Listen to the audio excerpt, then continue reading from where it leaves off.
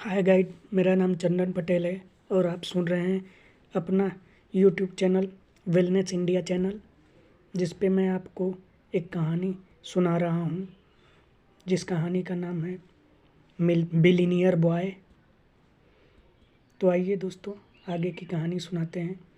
तभी अचानक विराज पूछता है, अच्छा ये बताओ, उस रात तुम मेरे कमरे में कैसे आई? रितिका ने कुछ सोचते हुए जो कुछ उसके साथ हुआ था वो सब बता दिया। यह सुनकर विराज को बहुत ही गुस्सा आया। उसने गुस्से में अपना हाथ दीवार पर दे मारा और बोला, अच्छा तो ये अब मैं उस हर्ष को बताऊंगा कि किसी की ज़िंदगी के साथ खेलने का मज़ा क्या होता है। आज तक वह लोगों की ज़िंदगी के साथ खेल रहा था, अब मैं उसकी ज़िंदगी के साथ खेलूँगा।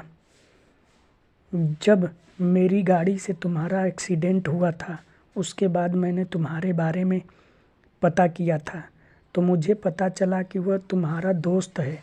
इसलिए आज तक मैंने उसे सपोर्ट देकर उसकी इंटरटेनमेंट कंपनी चालू करवाया। आज वह इन 4 सालों में बहुत बड़ी इंटरटेनमेंट कंपनी का मालिक है।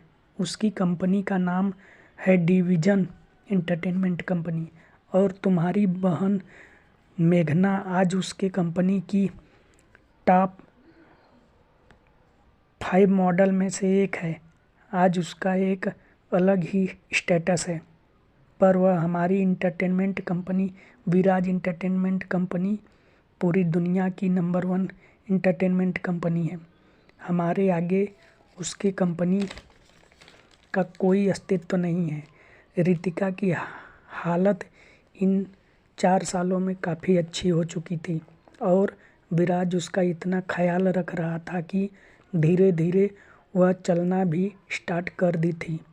उसके लिए विराज ने जिस प्रकार से व्यायाम की ज़रूरत पड़ती थी, उसको भी एक अच्छे हस्बैंड की तरह पूरा करवाता था। ये सब देखकर रितिका के आंखों में आंसू आ गए। वह सोचने लगी कि एक हर्ष था जिसको रितिका ने टूटकर प्यार किया था, पर उसने उसे किसी गैर मर्द को बेच दिया। अब जिसे उसने कभी न तो देखा, न मिली, न उसके विषय में कुछ जानती थी, पर वह उसका इतना ख्याल रख रहा है। ये सब सोचकर उसकी आंखों में आंसू आ गए। तभी उसकी बेटी परी उसके पास दौड़कर आ गई और बोली, मम्मा मुझे गोदी में ले लो।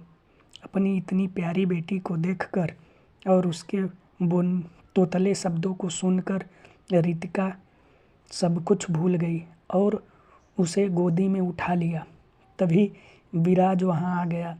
माँ बेटी का प्यार देखकर उसके भी आंखों में खुशी के आंसू छलक गए। उसने अपने मन में ही कहा, तुम्हारी इसी खुशी के लिए तो मैं कुछ भी करने के लिए तैयार हूँ। और आगे आकर विराज ने उन दोनों को गले से लगा लिया। रितिका ने कहा, पता है विराज, जब हर्ष ने मुझे धोखा दिया था तो मैंने अपने आप को समाप्त करने के लिए सोच लिया था और उस दिन मैं मरने ही जा रही थी, पर आज तुम्हारे से मिलने के बाद मुझे फिर से जीने की इच्छा होती है और मैं अपनी बेटी परी और तुम्हारे साथ अपनी पूरी ज़िंदगी बिताना चाहती हूँ और अपने दुश्मनों को बर्बाद कर देना चाहती हूँ। ये सुनकर विराज ने पूछा, पहले तुम सही तो हो जाओ, फिर उसके बाद तुम जैसा बोलोगी वैसा ही होगा। विराज के अथक प्रयास और अपने कठिन परिश्रम से धीरे धीरे रितिका पूरी तरह से सही हो जाती है। इस बीच विराज और रितिका का रिश्ता इतना गहरा हो चुका था कि वे अब अपनी हर बात एक दूसरे से शेयर करने लगते हैं। रात हो चुकी थी, परी सो चुकी थी।